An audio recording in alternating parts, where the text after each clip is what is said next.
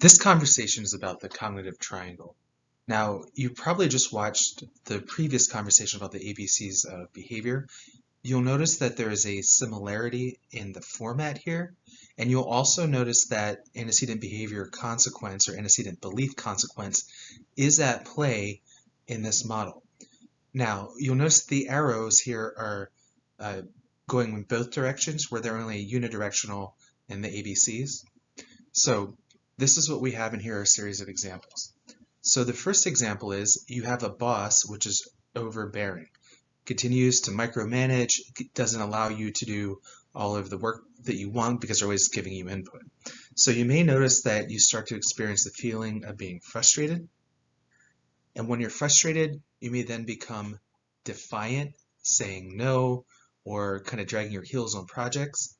A different example is when your boss is overbearing, right? And you have the thought that they're overbearing, you might become overwhelmed and have the sense of like, I can't do anything right, which would also be a thought.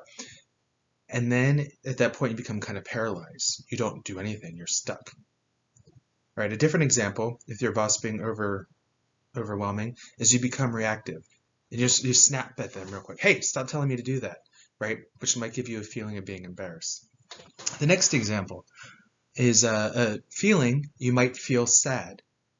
And then that feeling of sadness may bring about the thought of things will never get better, which will then encourage you to stay inactive, right?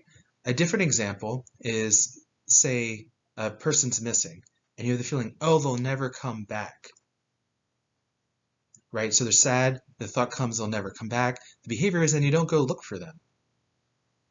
However, you don't actually know if that thought is accurate, and therefore your behavior may be incongruent with reality. Okay, you're feeling sad. A behavior may be you just lie on the couch, which then brings about the thoughts of I'm lazy, right? Which might bring about the feeling of shame, which might cause you to want to hide, right? Which might tell you, or you might think I'm worthless, and then this whole cycle can just take off. All right, another example. You have a behavior, you go in, you choose to exercise. You might think I'm strong, and then emotionally you might feel euphoric. You exercise, then afterwards you might have the thought, oh, I'm so tired. Then you might feel discouraged. You exercise, and then you have the feeling of being hyper, like I just can't stop moving. I'm just kind of moving around everywhere. And then the last one, you might have the thoughts of feeling kind of grandiose. I could do anything that I want.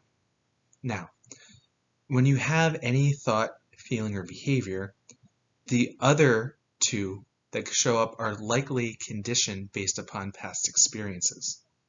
Now, though if more stress there is, the less freedom that you'll have to have varying experiences of thoughts, behaviors, and feelings. So we're going to talk about that as a vulnerability and the ABCs of emotions, which is the follow-up video to this. So one of the most important parts of this diagram is this is how cognitive behavioral therapy is conceptualized.